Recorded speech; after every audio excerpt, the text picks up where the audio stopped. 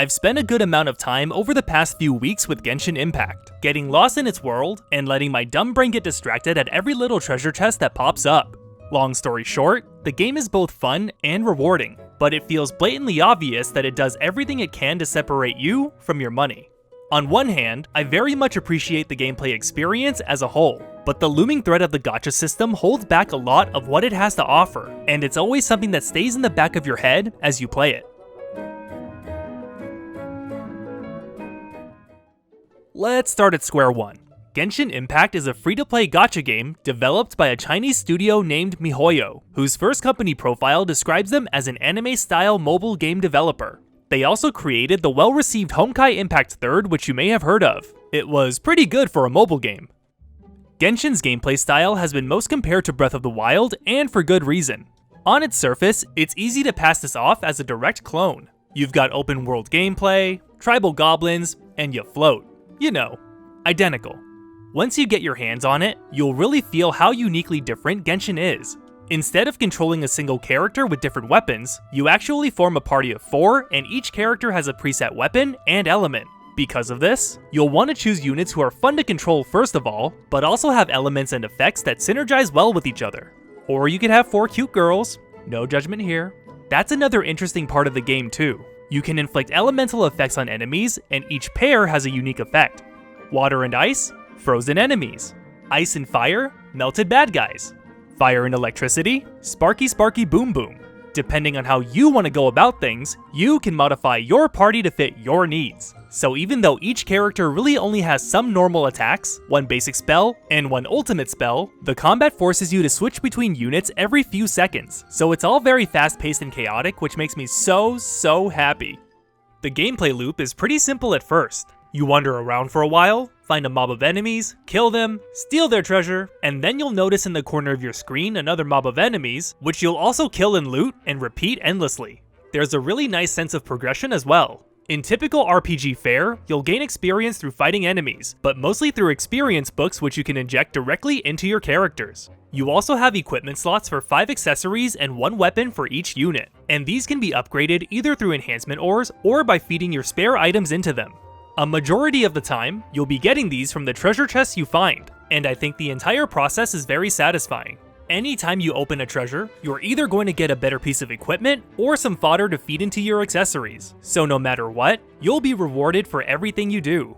On top of all of this, there are collectibles and challenges strewn about the map which will keep you occupied, and at times, even scratching your head as you try to figure out how to solve them.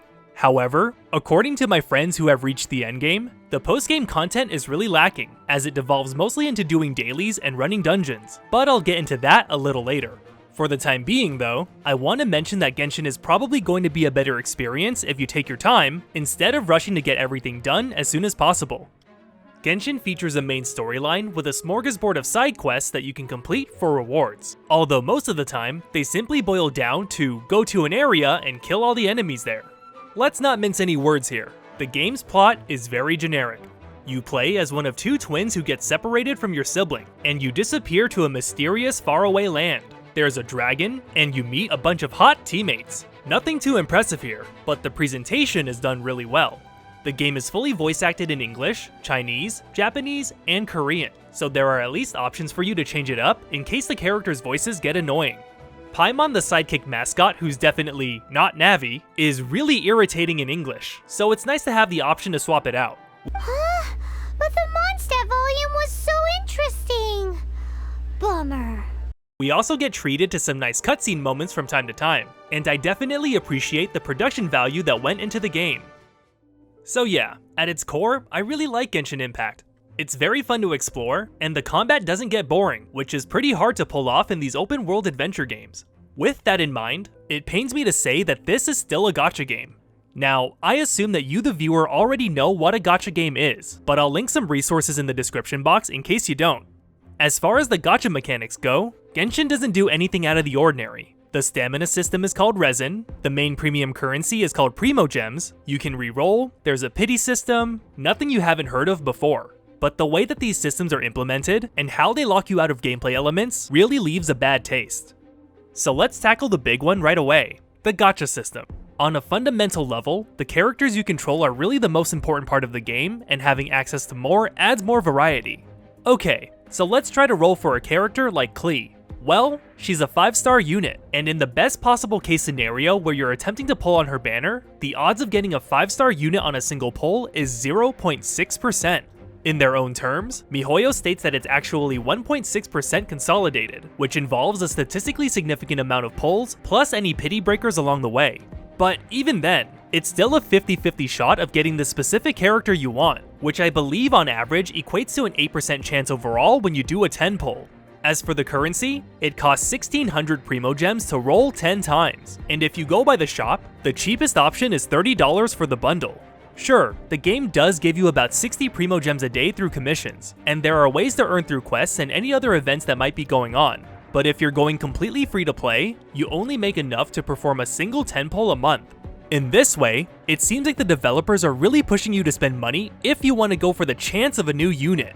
Additionally, every character has 6 passive abilities that they can unlock by feeding them extra copies of themselves. Although I can see this as a positive for players who want to invest in rolling, at the end of the day, it's just another layer of bait laid out to get you to spend on the game.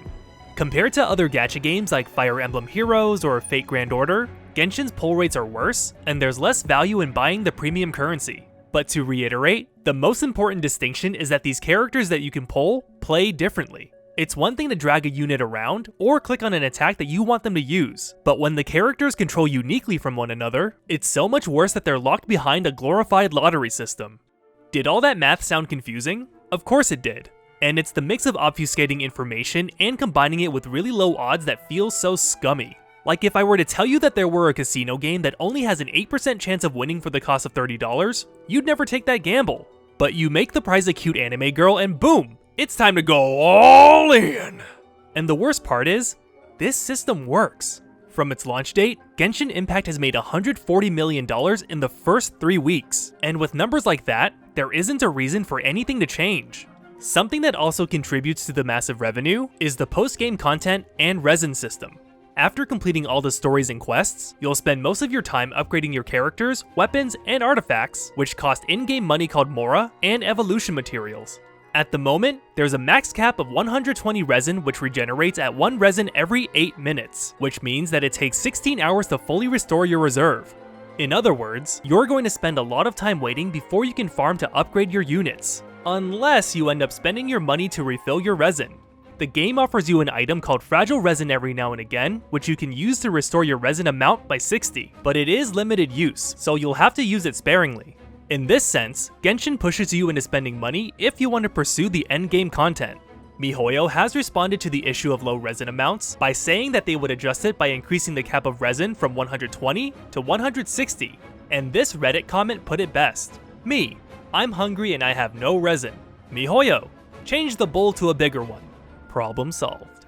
Instead of giving the players a faster resin regeneration rate, which, from what I've seen, a whole lot of people want, the developers instead made it more beneficial to refill by spending money.